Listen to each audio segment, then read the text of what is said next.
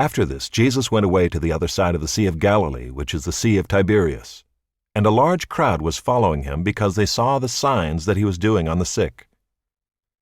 Jesus went up on the mountain, and there he sat down with his disciples. Now the Passover, the feast of the Jews, was at hand. Lifting up his eyes then, and seeing that a large crowd was coming toward him, Jesus said to Philip, "Where are we to buy bread so that these people may eat?" He said this to test him, for he himself knew what he would do. Philip answered him, 200 denarii worth of bread would not be enough for each of them to get a little. One of his disciples, Andrew, Simon Peter's brother, said to him, "There is a boy here who has 5 barley loaves and 2 fish, but what are they for so many?" Jesus said, "Have the people sit down." Now there was much grass in the place, so the men sat down, about 5,000 in number. Jesus then took the loaves, and when he had given thanks, he distributed them to those who were seated. So also the fish, as much as they wanted. And when they had eaten their fill, he told his disciples, "Gather up the leftover fragments, that nothing may be lost." So they gathered them up and filled 12 baskets with fragments from the 5 barley loaves, left by those who had eaten. When the people saw the sign that he had done, they said, "This is indeed the prophet who is to come into the world." Perceiving then that they were about to come and take him by force, to make him king, Jesus withdrew again to the mountain by himself. When evening came, his disciples went down to the sea, got into a boat, and started across the sea to Capernaum. It was now dark, and Jesus had not yet come to them. The sea became rough because a strong wind was blowing. When they had rowed about 3 or 4 miles, they saw Jesus walking on the sea and coming near the boat, and they were frightened.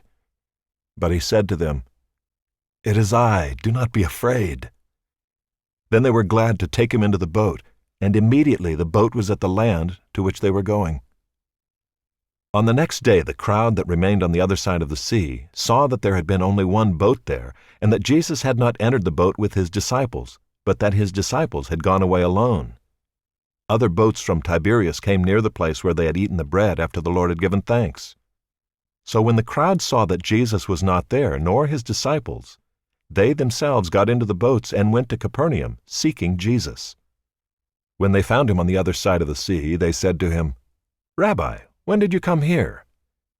Jesus answered them, "Truly, truly, I say to you, you are seeking me not because you saw signs, but because you ate your fill of the loaves.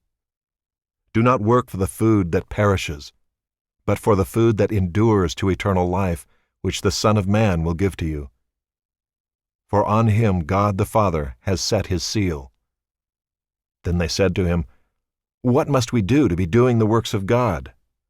Jesus answered them, "This is the work of God, that you believe in him whom he has sent." So they said to him, "Then what sign do you do that we may see and believe you? What work do you perform? Our fathers ate the manna in the wilderness. As it is written, he gave them bread from heaven to eat." Jesus then said to them, "Truly, truly, I say to you, it was not Moses who gave you the bread from heaven, but my Father gives you the true bread from heaven.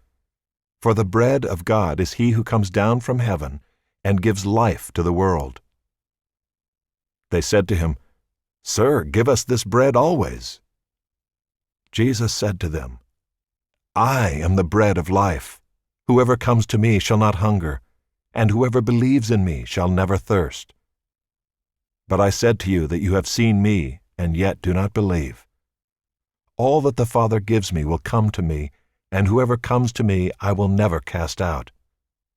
For I have come down from heaven, not to do my own will, but the will of him who sent me. And this is the will of him who sent me, that I should lose nothing of all that he has given me, but raise it up on the last day. For this is the will of my Father, that everyone who looks on the Son and believes in him should have eternal life, and I will raise him up on the last day." So the Jews grumbled about him because he said, "I am the bread that came down from heaven." They said, "Is not this Jesus, the son of Joseph, whose father and mother we know? How does he now say, 'I have come down from heaven'?" Jesus answered them, Do not grumble among yourselves. No one can come to me unless the Father who sent me draws him, and I will raise him up on the last day. It is written in the prophets, and they will all be taught by God. Everyone who has heard and learned from the Father comes to me. Not that anyone has seen the Father, except he who is from God. He has seen the Father.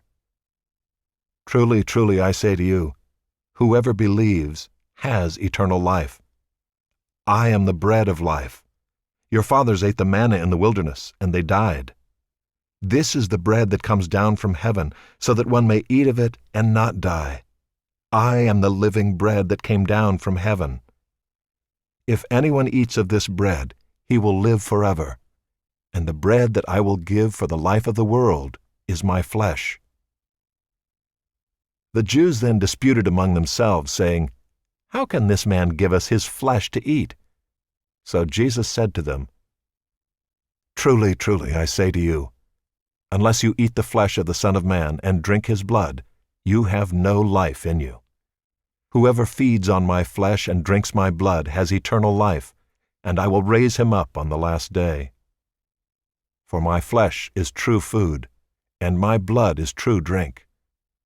Whoever feeds on my flesh and drinks my blood abides in me, and I in him.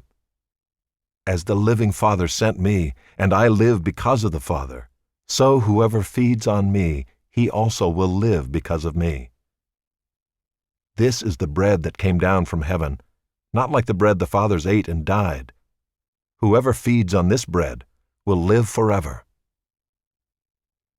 Jesus said these things in the synagogue as he taught at Capernaum. When many of his disciples heard it, they said, This is a hard saying. Who can listen to it? But Jesus, knowing in himself that his disciples were grumbling about this, said to them, Do you take offense at this? Then what if you were to see the Son of Man ascending to where he was before? It is the Spirit who gives life. The flesh is no help at all. The words that I have spoken to you are spirit and life.